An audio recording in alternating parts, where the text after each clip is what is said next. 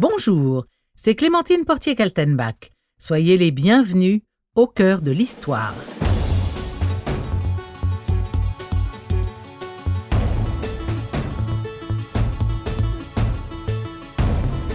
Seconde partie. Auguste et Louis, deux frères dans la lumière.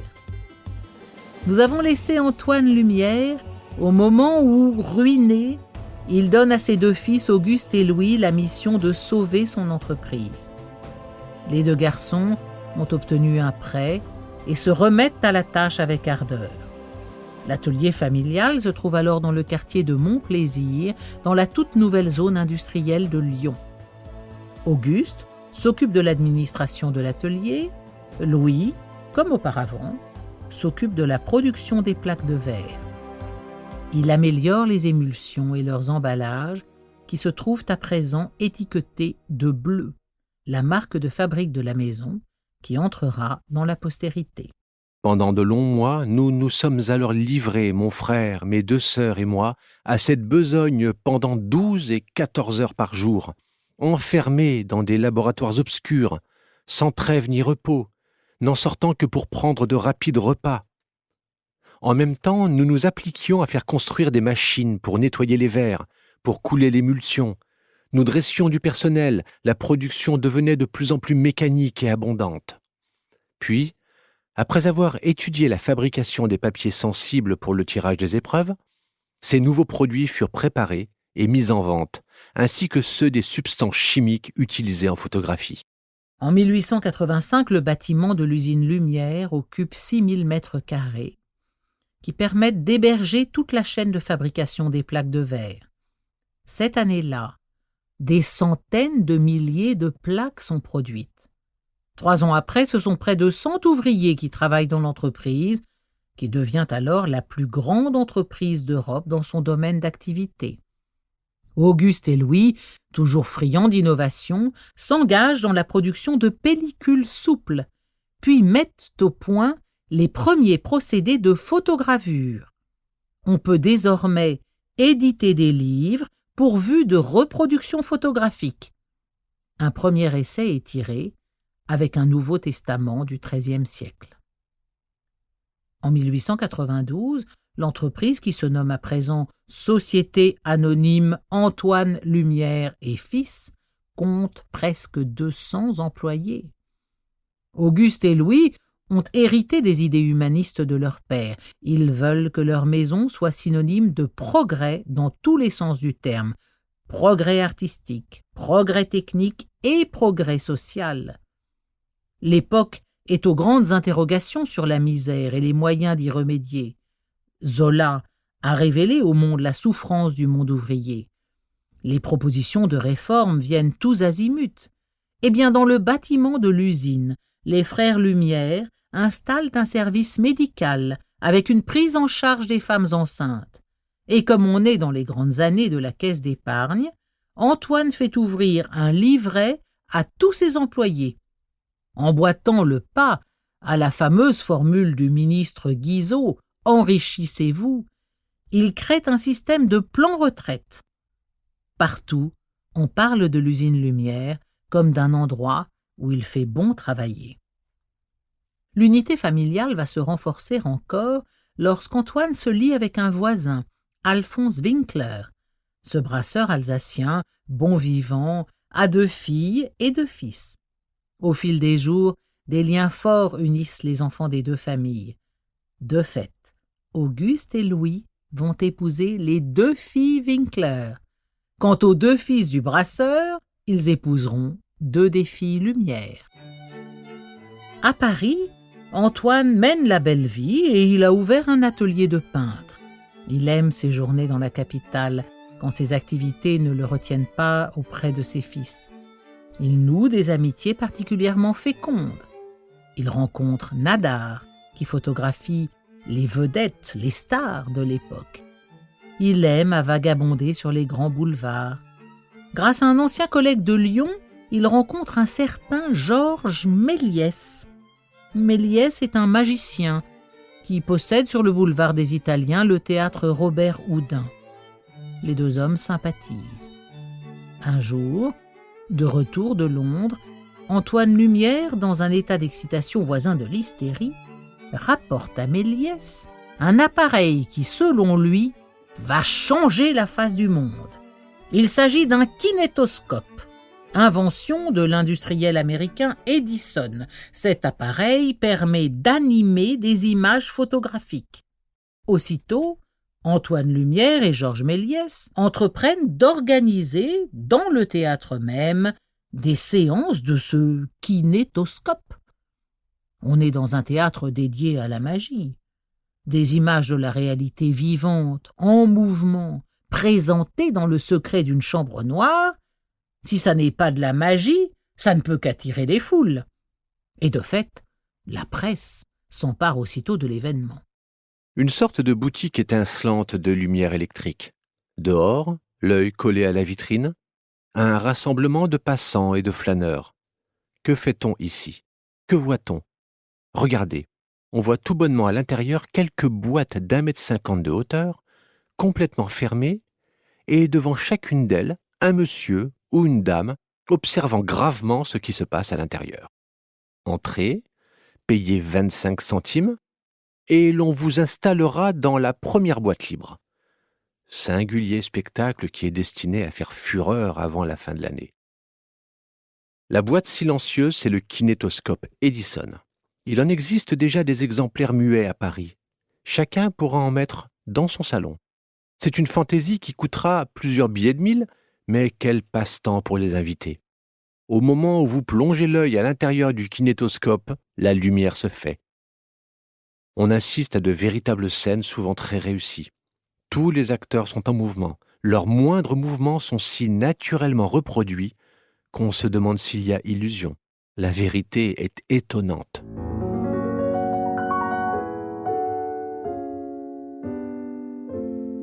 Pour Antoine, qui rapporte la chose à ses fils, c'est une nouvelle aventure qui s'annonce, plus passionnante encore que la première. Mais il faut agir vite si l'on veut se faire un nom dans ce nouveau domaine.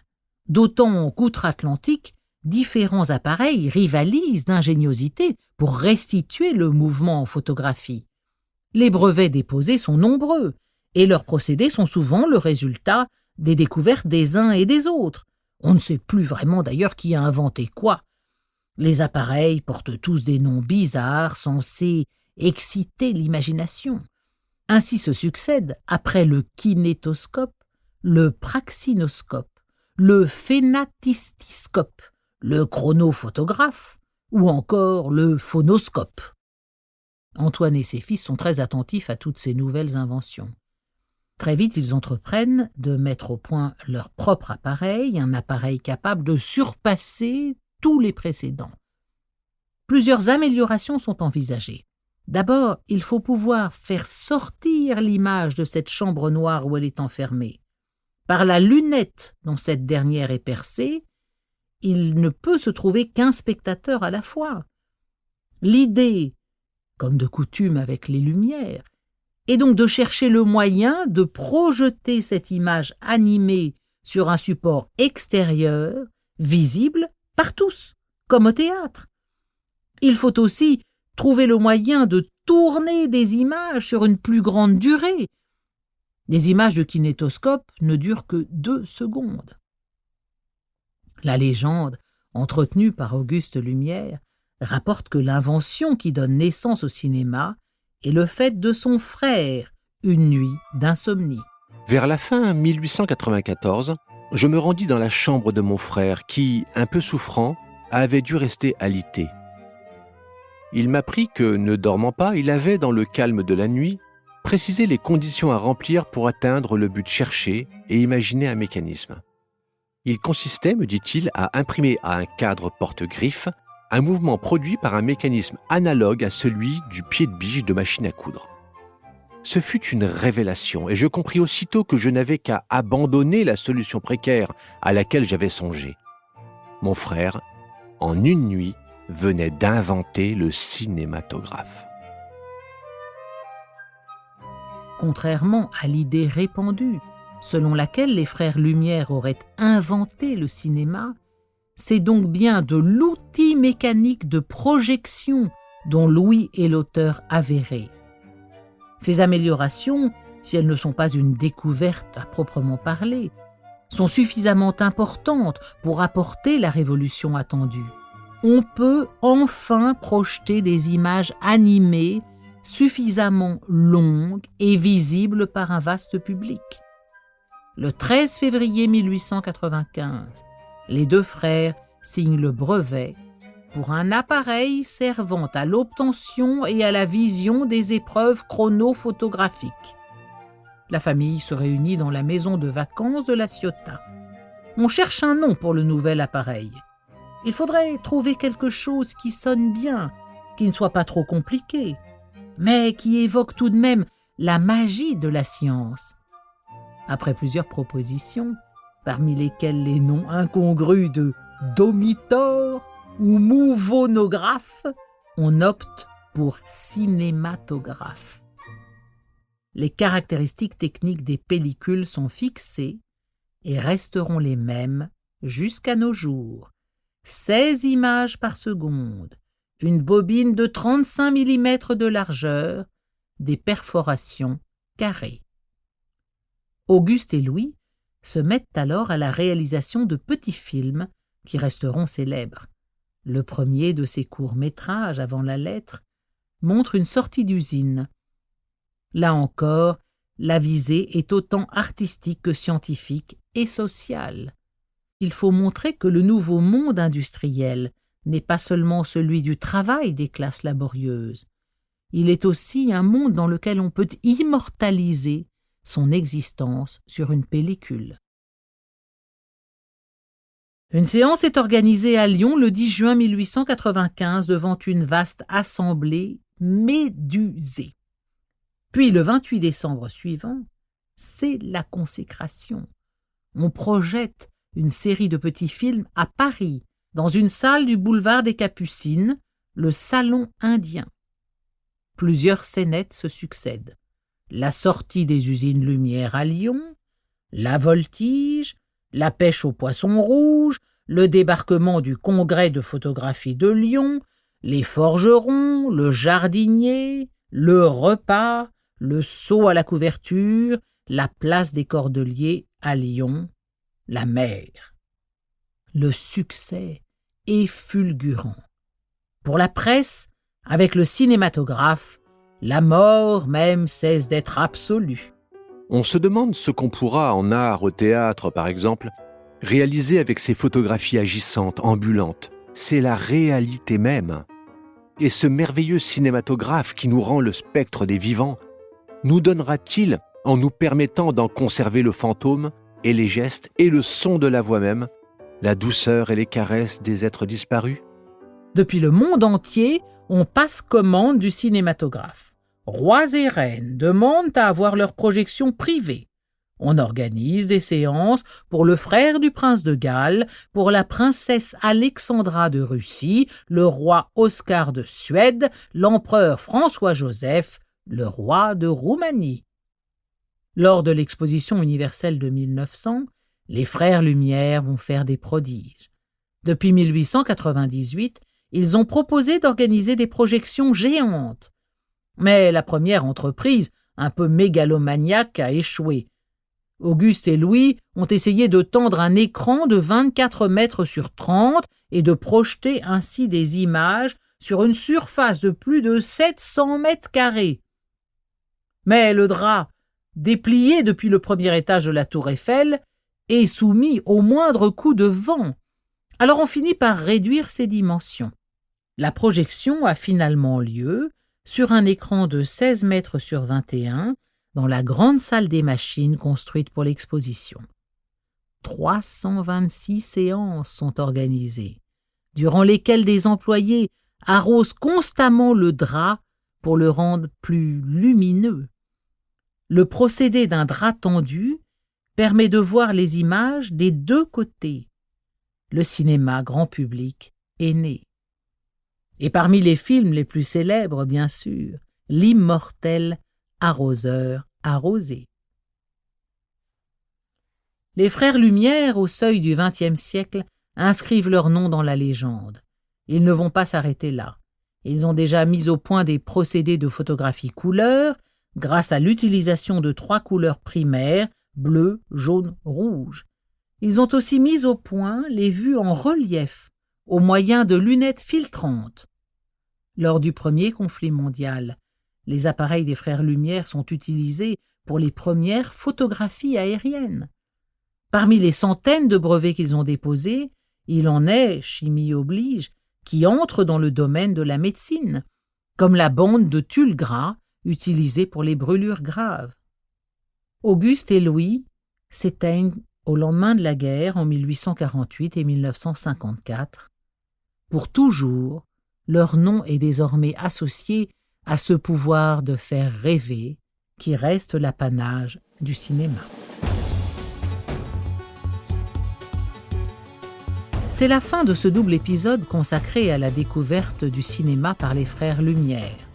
Si cette plongée dans l'histoire vous a plu, parlez-en autour de vous et faites-moi part de vos commentaires sur le groupe Facebook Au cœur de l'histoire. Je vous lirai, je vous répondrai. Pour ne rater aucun épisode, abonnez-vous sur Apple Podcasts, Spotify, Deezer ou la plateforme sur laquelle vous écoutez habituellement vos podcasts. Au cœur de l'histoire est une création originale Europe 1 Studio. L'épisode que vous venez d'entendre a été écrit en collaboration avec Jean-Louis Bachelet. La réalisation est de Clément Ibrahim. Et si vous voulez aller plus loin, la bibliographie de cet épisode vous attend bien sûr sur le site d'Europe 1. À très bientôt.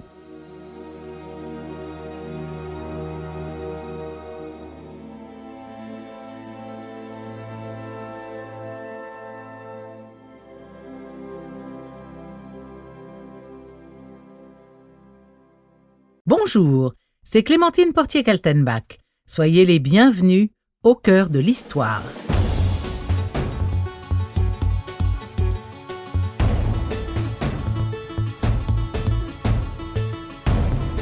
En 1948 et 1954, disparaissaient Auguste et Louis Lumière, pionniers du cinéma. Ces deux frères, nés d'un père visionnaire à la fois peintre et photographe, ont été leur vie durant d'inlassables aventuriers de l'image. Les brevets qu'ils ont déposés se comptent par centaines. C'est leur vie que je vous propose de vous raconter aujourd'hui dans un épisode en 2 parties. Première partie, Antoine Lumière, patriarche et prophète.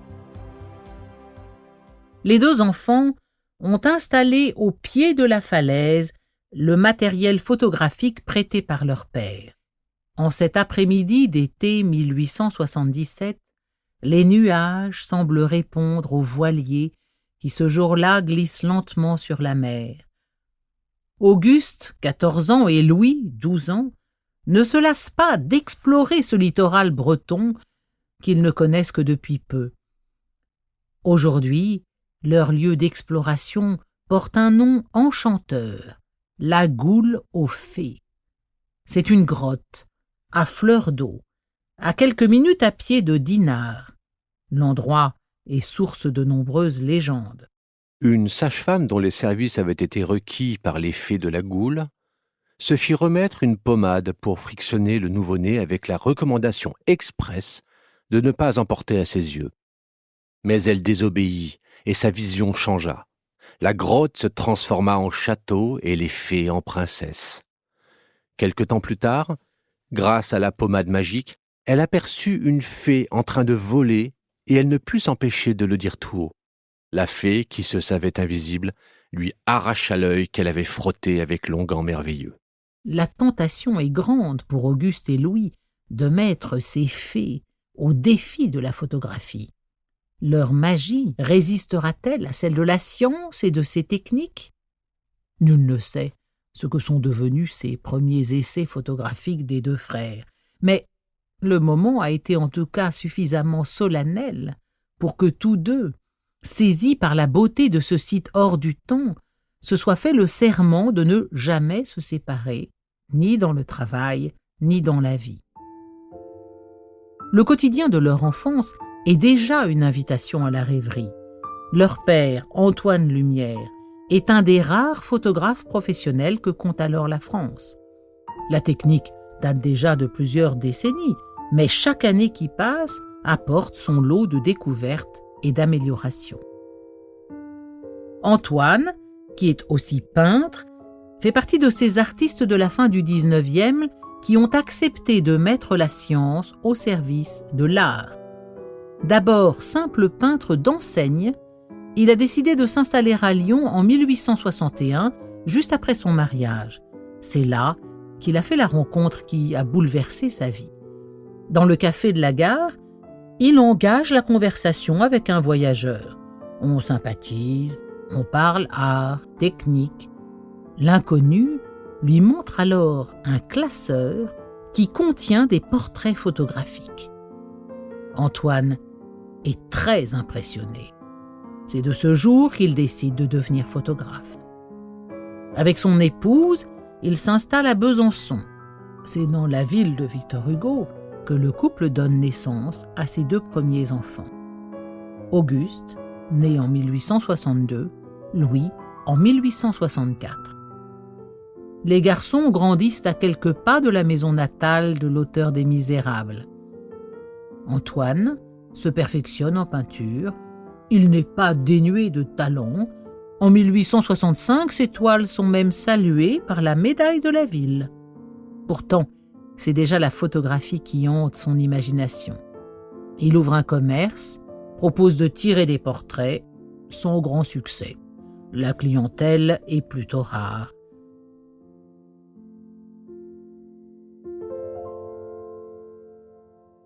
Lorsque la guerre de 1870 entre la France et la Prusse éclate, la famille Lumière décide de repartir pour Lyon. Antoine veut y acheter un commerce de photographie, il n'en démord pas, il en a trouvé un que son propriétaire veut céder. Mais il va rapidement déchanter. Le travail n'est pas à la hauteur de ses aspirations. Il s'agit de reproduire des peintures en photographie pour constituer des catalogues. Rien de vraiment excitant. Antoine, lui, rêve d'autre chose. Il finit donc par lâcher l'affaire et s'associe à un autre commerce. Nouvelle déconvenue. L'atelier qu'il occupe est situé au sommet d'un immeuble et ne bénéficie d'aucune visibilité depuis la rue. Comment, dans ces conditions, attirer les clients? En désespoir de cause, Antoine finit par acheter un terrain sur les Hospices de Lyon.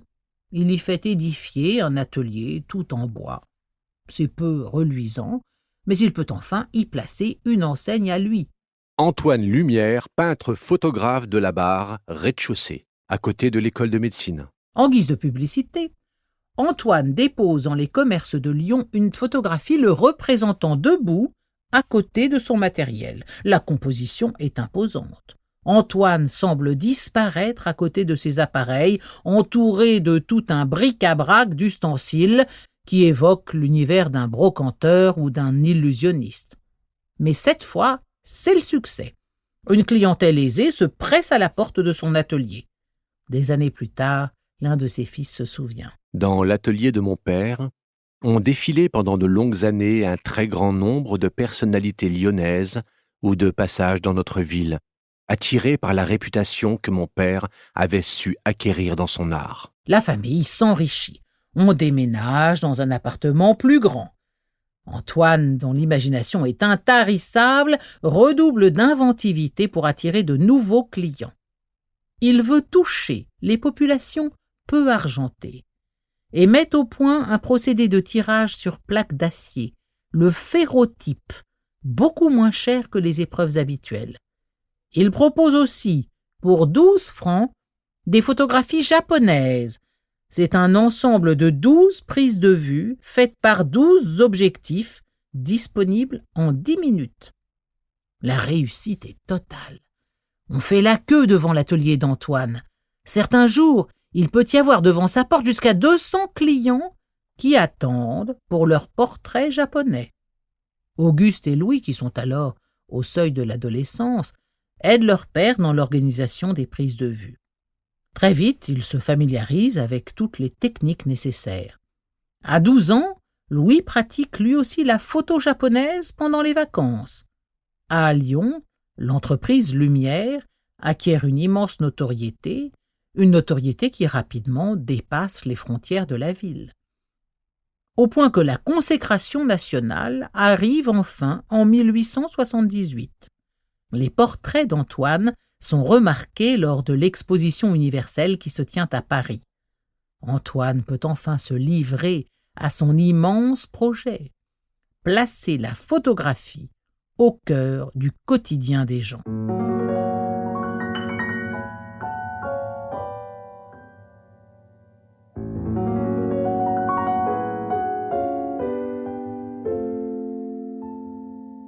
Cette deuxième moitié du XIXe siècle est marquée par une frénésie d'inventions sans précédent dans l'histoire.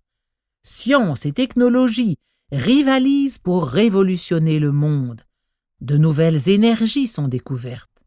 En quelques décennies, on a mis au point la machine à vapeur, le télégraphe, le phonographe, la pile voltaïque, l'électricité, le macadam. La photographie bénéficie de toutes les découvertes faites par la physique et la chimie. Antoine va tenter de conjuguer toutes ces richesses, toutes ces nouveautés, et de les placer au service de son art, l'art photographique. Les portraits japonais ayant fait sa fortune, il a maintenant les moyens de se faire construire un atelier flambant neuf, dans lequel, fait unique à Lyon, il fait installer l'électricité. Il est aussi le premier à adopter pour son commerce une enseigne clignotante. Le 18 avril 1879, Antoine organise pour la presse lyonnaise une visite de son atelier entièrement éclairé à l'électricité. Le vieux soleil est détrôné d'une de ses prérogatives. Pour nous mettre à hauteur des sentiments modernes, nous disons que s'il avait mis ses rayons en action certainement à la suite des expériences d'hier, ces actions auraient subi aujourd'hui une baisse justifiable à la bourse de Lyon. Les découvertes se succèdent. Antoine a vécu les premiers temps de la photographie, il a été le témoin du passage de l'épreuve unique inventée par Daguerre à l'épreuve reproductible sur plaque de verre, mais maintenant, animé par le désir de rendre son art accessible à tous, il va s'intéresser de près à une nouvelle technique qui permet de développer une plaque photographique bien après son exposition. Le secret de ce procédé révolutionnaire, c'est l'émulsion au bromure d'argent dont on recouvre le support. Vous prenez de l'acide bromhydrique que vous mélangez avec 100 cm3 d'eau. Vous faites dissoudre 2,50 g de gélatine nappée en feuilles minces. Vous ajoutez un zeste de bicarbonate de soude, 10 g de nitrate d'argent. Mais il est écrit dans le destin d'Antoine, subtil cuisinier de l'image, que la postérité ne retiendrait pas son nom à lui, mais celui de ses deux fils. Il tente en vain de produire l'émulsion miracle qui permettrait de mettre la photo à la portée de toutes les bourses. C'est un échec total. En désespoir de cause, il pense à se reposer sur ses deux fils, Louis et Auguste, qui ont alors 16 et 18 ans. Il leur confie la mission de résoudre ce problème insoluble du bromure d'argent. Ce sera pour plus tard, car pour l'heure, Auguste est appelé à servir sous les drapeaux. En son absence, Louis se met au travail avec l'ardeur d'un chercheur d'or, et en quelques semaines, il trouve la formule magique. L'émulsion sèche au bromure d'argent donne enfin le résultat attendu. En 1881, la photographie argentique est née. Antoine est aux anges. Il trouve un distributeur pour ses nouvelles plaques en la personne d'un pharmacien lyonnais qui les vend pour 4,50 francs la douzaine. Il est temps d'agrandir l'entreprise familiale.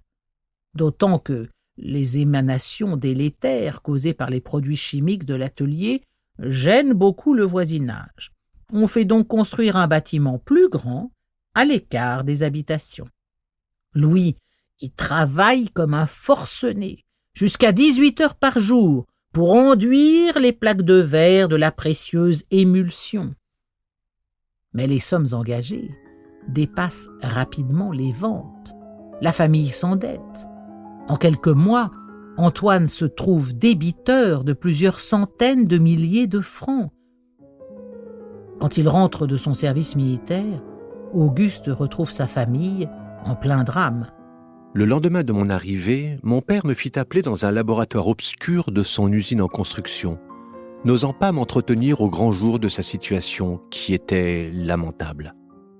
Il n'avait encore pu arriver à rien, avec un passif de plus de 200 000 francs, et m'avouait les larmes aux yeux qu'il était menacé de faillite par ses créanciers. Avec 5 enfants et sans aucune ressource, il se trouvait dans un état de désespoir qui me bouleversa profondément. « Nous sommes perdus, me dit-il, mon pauvre enfant. » Mais Antoine n'est plus seul. Il a à présent 2 fils en âge de le seconder efficacement. 2 fils qui ont été instruits quotidiennement de tous les aspects techniques de son travail. Seul, il serait condamné à la banqueroute, secondé par ces 2 garçons fidèles, talentueux, travailleurs, créatifs. Tout est encore possible. Et puis, Auguste et Louis n'ont pas été formés à l'école habituelle, qui selon Antoine ne sert qu'à produire des fonctionnaires et des incapables. Ils ont étudié dans un institut hors norme, la Martinière, où l'on dispense un enseignement propre à développer tous les aspects de l'esprit humain. L'idée centrale de l'établissement est de considérer que toutes les activités humaines sont reliées entre elles et qu'il faut s'appliquer à nourrir et à développer chez l'élève tout ce qui peut permettre de passer d'une activité à l'autre. L'enseignement de la Martinière ne comportait guère que les mathématiques et le dessin, avec un peu de physique et de chimie. 2 années d'école sur ces bases permettaient aux élèves de l'école d'être suffisamment armés pour entrer dans la vie et pour y réussir en général.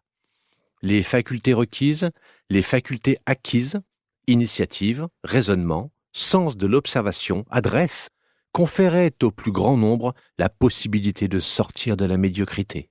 Rien n'est perdu donc, puisqu'Auguste et Louis, qui se sont distingués dans cette école par leur assiduité, sont armés pour abattre tous les obstacles.